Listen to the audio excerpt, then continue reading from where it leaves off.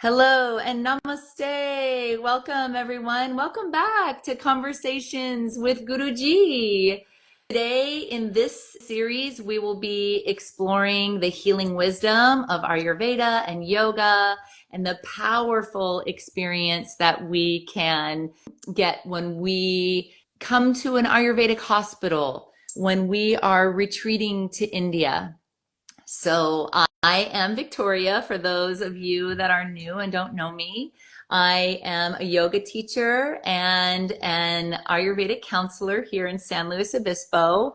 And last November, I had a life-changing experience by leading a small group of students and friends to Indimasi Healing Village in Kerala, India, for a 10-day Panchakarma retreat. And this was such an impactful life experience, and it transformed each and every one of us uniquely and individually, physically, mentally, emotionally, spiritually. It's really honestly hard to put into words to capture what the experience was like with Guruji. And today, this episode is very close to my heart because we are diving into what really makes the healing at Indimasi so profound. So here we're in episode 2 of Conversations with a Guru. I'm here at my home in San Luis Obispo, and Guruji is joining us from Kerala, India, where the Panchakarma clinic, the healing Ayurveda hospital is. So I hope that you can sit back and relax as we begin to discuss a few topics. I was discussing that the topics of conversation today are the integration of Ayurveda, yoga, and Kalari. And most people don't know what Kalari is. So we might have to do a brief introduction as to what is Kalari. The other thing I thought I would love to discuss that people are wondering about is the spiritual aspect of healing that happens at Indimasi, which to me was the most profound. And then why 30 days? Why is not 10 days just enough, that we need to actually explore the 30 days? So thank you so much, Guruji, and I will give you the floor. Okay. Anyhow, namaste all. And it's a great effort which is from your side to spread this message to the whole world. As a beginning, yes, I have to appreciate it. Right, last we completed that Panchakarma Bala Siddhanta of Ayurveda. Now we get into your present question, why 30 days? It is not exactly 30 days, it is 28 days. So all Ayurveda treatments are designed by 4 packages, 7, 14, 21 and 28. Minimum 7 and maximum 28 or 41. All these things are having, the numbers are having its own significance and explanations.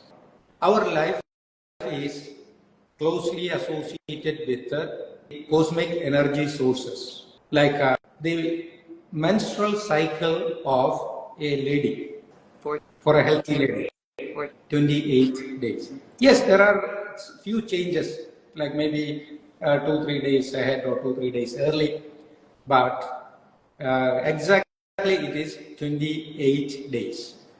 In Ayurveda, it is clearly stated, Kuchendu Hedu Pradima Sardava. Artava means the menstrual cycle is activated by mainly 2 planets, and the major role is moon. Okay. Yes. Moon. As it Hindu means moon. Yeah. So when moon completes one circle around the earth, it will take 28 days. Within that 28 days, in a healthy lady's body, a life will be produced as an egg And if it is not used within this frame of time, it will be discarded. Okay. That's right. Yes, the life is becoming ready, waiting for its partner, the sperm. If the sperm is not reaching, that effort will be completely discarded. A fresh effort will be made. Yes. This is what is happening. So that is the sign of the material form of life is an egg. That will take 28 days for completing its cycle. Okay. Multiplication of this 28 is our lifespan. Okay. Then these 28 days are divided into 4 sections. Each section contains 7 days. Okay. So 7 is very significant in our material management. In Ayurveda, it is called Sapta Dhatu. Sapta means 7. Oh, Dhatu, yes. yes. Yes. Dhatu means transformation, molecular transformation. It's called Okay. Resa, Rekta, Majja, Mamsam, Asti, Medas, Shukla. Means the food which we eat, water we drink, energy we get from sun, moon, all other planets and everything is being processed in the body. First is digestive juices. Oh. Second is blood. Then bone marrow, flesh. Then bone, essential fat like HDL. Then finally semen. Right. The dhatu. Yes. The Shukla. 7 dhatus Yeah. are the juice. Yeah. It's called 7 dhadus. From the basic element to the refined form is finally the semen. This 7 is again developed into the lifespan. From the first age, 1 to 7, you can see all are children. Whether it is a girl or a boy, all are children. From 7 to 14, second multiplication, boy will convert himself into a man. And that adolescent state, he will get erection and Adam's apple will be developed, signs of mustache. That is for the boy. Girl will declare the puberty. Age of 14 between, from 7 to 14. Right. Slight fluctuations will be there. Then from 14 to 21, both girl or boy will declare that I am seriously ready for reproduction. Nature's duty for man and woman is for reproduction. Supta dhatu, and dhatu is tissue. So he's describing right now the 7 physical constitutions of the body, the 7 tissues, the 7 layers of tissues, and why these numbers are so important when we're discussing Panchakarma. This 7 multiplication, then the age of 21, then it will be leading to 28. If you observe even your life, at the age of 28, definitely there will be a serious change in your policies, your decisions, your personalities, and the concept about life. Everything will be having a significant change in at the age of 28. From the age of 28, then next multiplication we will go to 35. There will be slight signs of middle age. 35 to 42, again 42 to 49. Most of the time, men will get little change in the prostate gland. So his reproductive system is showing the signs of shutting down. Yeah. Then ladies will show the signs or they will get menopause. Correct. That Which means is where I'm at right now. the signs are given to the person by nature, saying that, hey, your duty, as far as the law of nature is concerned, a lady is produced with a womb for reproduction. A man is produced with his genetic organs for reproduction. Nature has nothing else. We only make big noise. Okay, I am so and so, I did this and that. So these are all our creation. Right. Nature's purpose of this species, human species, is to maintain as one among the millions of species. Right. So please understand the significance of the multiplications of 7. I understand. So when we come back to Ayurveda concept, a cell, the life of a cell is maximum 180 days. I did not know that. So everyone, did you hear that? The life of a cell, a single cell, is 180 days. Yes. I didn't know that. Yeah. According to modern science also, we can verify with certain sources. Yeah. Within 6 months to 1 year, all our cells will be replaced. That is why in Sanskrit, body is labeled as Sharira. Sarira. Sharira means it is explaining that something which keeps on mutating, changing is called Sharira. Yes. Within 4 days, one layer of the skin will be completely replaced. We are not recognizing these subtle changes. Right.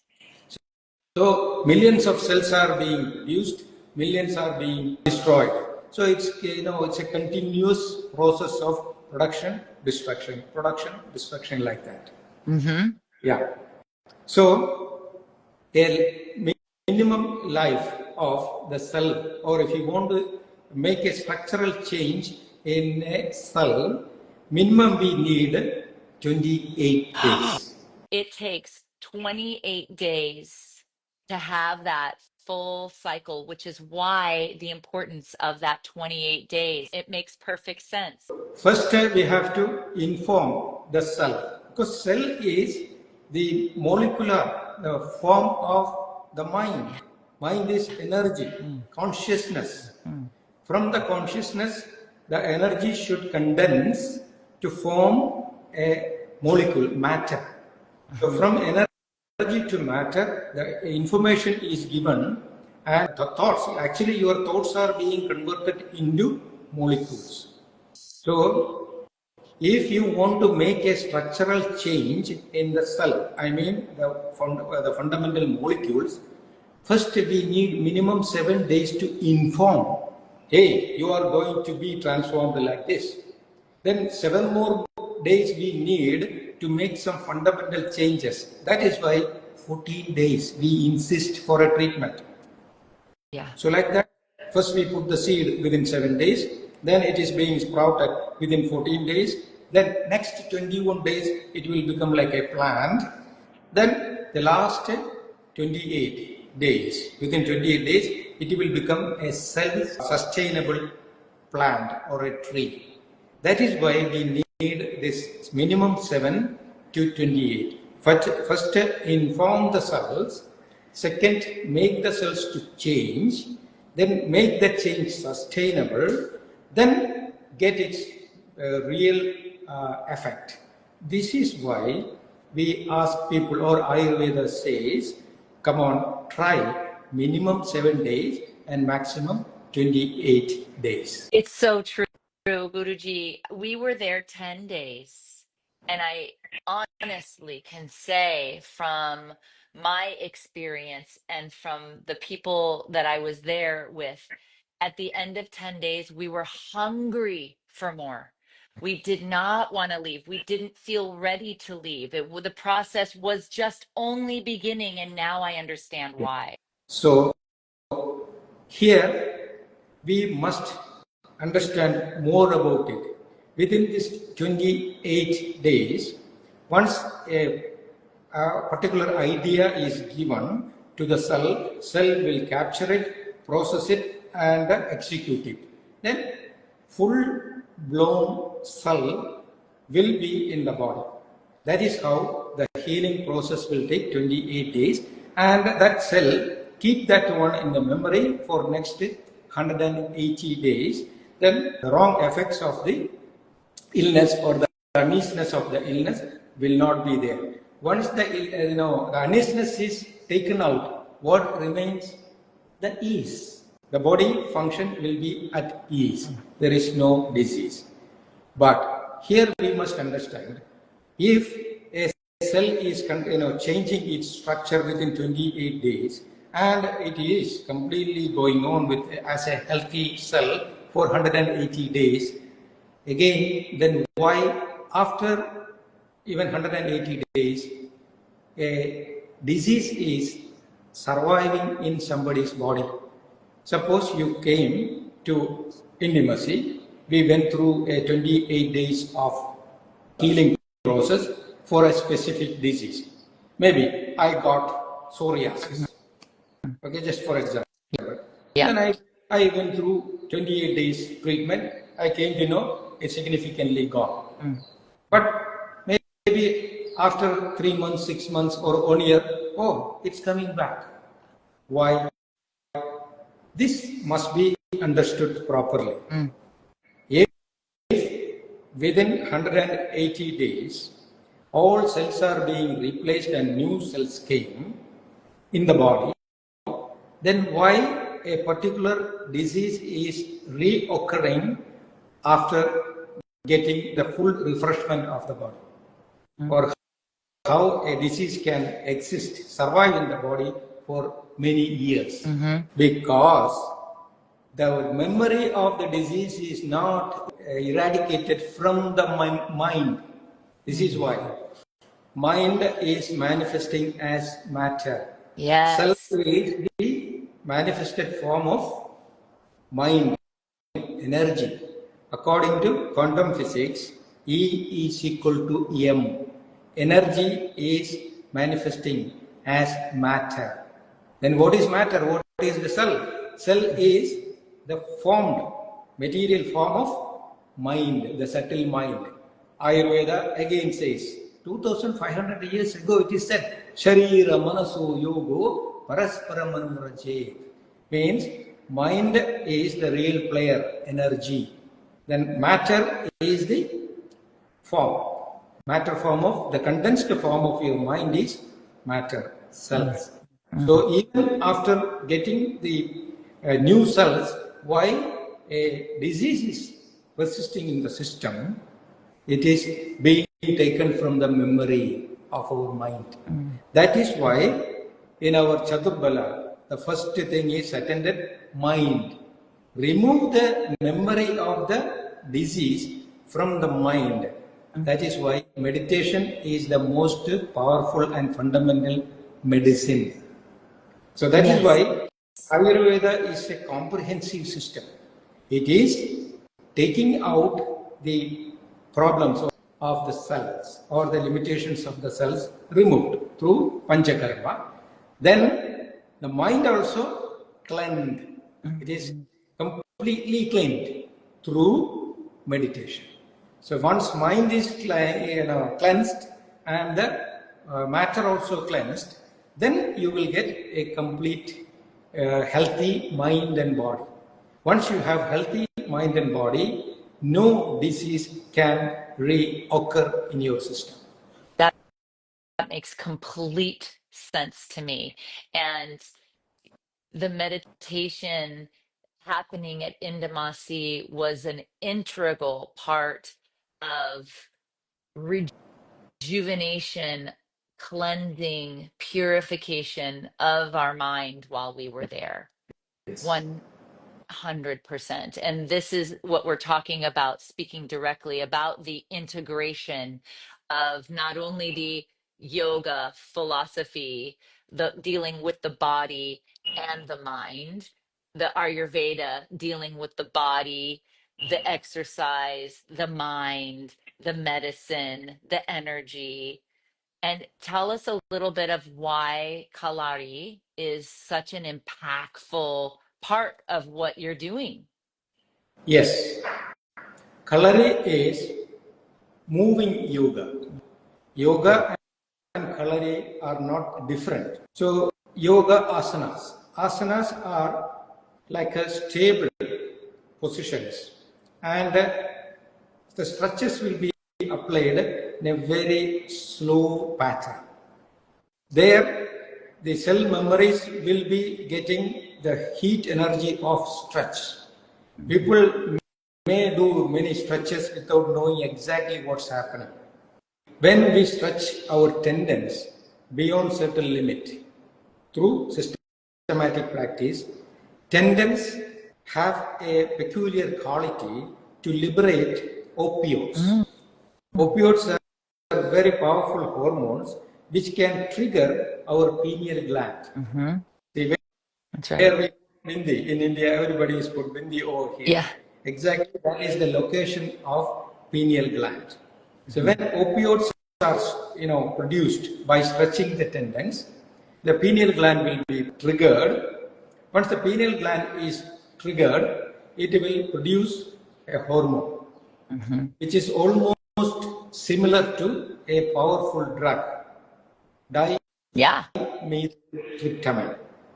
That chemical is dimethyltryptamine, almost that, similar to the dimethyltryptamine, this pineal gland will produce this hormone. Once that hormone is produced, we will be intoxicated. That is what is called Atma Lahari. Lahari means intoxication. So it's a spiritual intoxication. Once you are stoned by yourself, you cannot you cannot experience hatred or anger. What is expressing as my character is my thought. The thoughts are being managed by the hormones. That is why again yoga says pranapani or granthi. Granthi means gland. Each and every function or thought in your body is an outcome of the functions of your hormones. Hormones are produced by glands. So yoga asanas are going to that level. But in Kalari, these asanas are done in a different pattern. That is more exercise. That's why fast and rigorous movements are applied in Kalari, which will challenge the capacity of your involuntary functions, like your heartbeat, your lungs, the pressure variations towards the brain. So Kalari is a moving form of yoga. So when we integrate the stretched form of exercise and the moving form of exercise, yoga and Kalari, we will get a complete care for attending the asana bala. Asana bala means the exercise part. It is as essential as sleep and the exercise. If you suppose you do a hard exercise, you spend half an hour or 1 hour rigorously in the gymnasium for workout, then what you feel generally? You Hi. feel after a shower, Yeah. you want to have Yeah.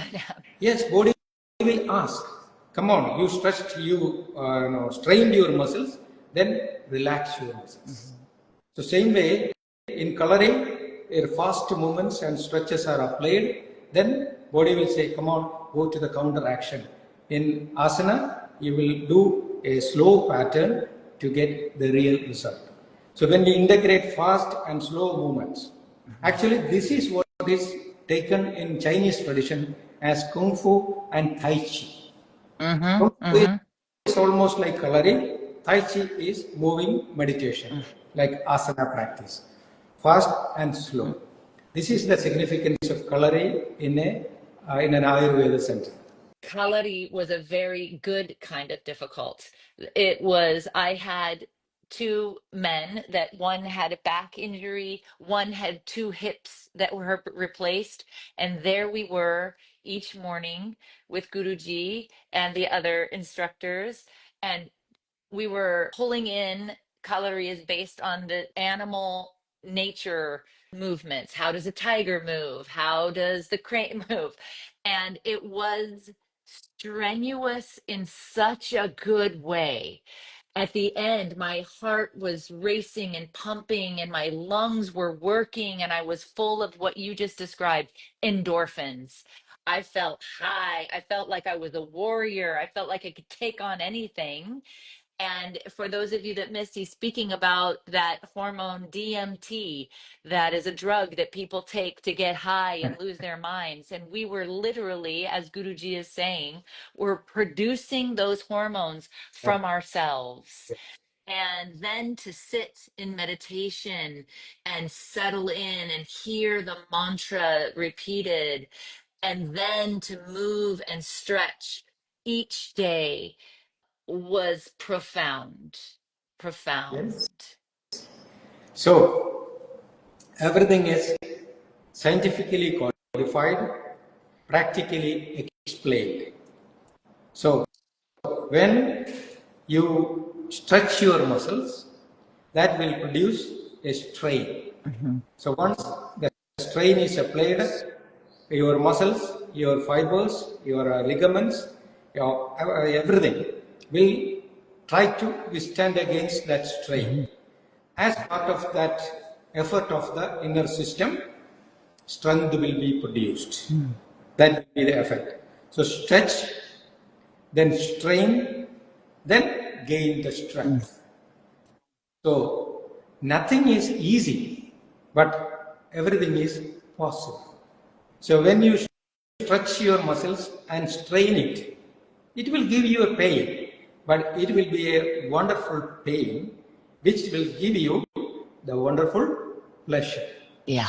That's why usually people say no pain, no gain.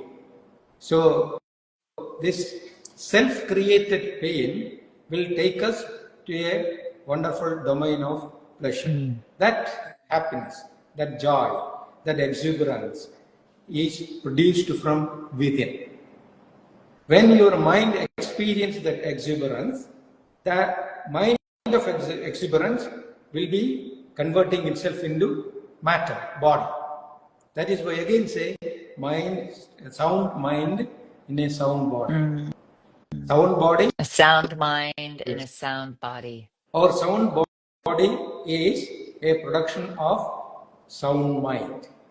So everything is interconnected, logical, scientifically explained, brought it into daily practice. So why do we run after problems? The problems are produced within the mind. But all problems immediately bring a possibility. Without opposites, nothing is existing in nature. So the moment we think of a disease or we experience a disease, tell ourselves this is in the mind. It is being manifested in the body.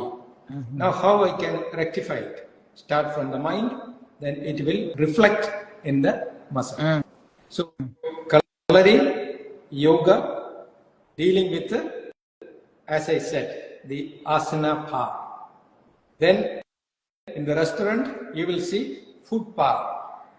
Then the yoga hall, you can see one section, pranayama. Yes, that is breath power. Then you will get into, with the support of mantras, you will bring your mind back into your core issue. Yes, not issue, the existence. There, mind will gain its power. So four powers are, created or managed, harmonized by yourself. Then you will see the doctor. Doctor is with the medicine. Then the medicine power.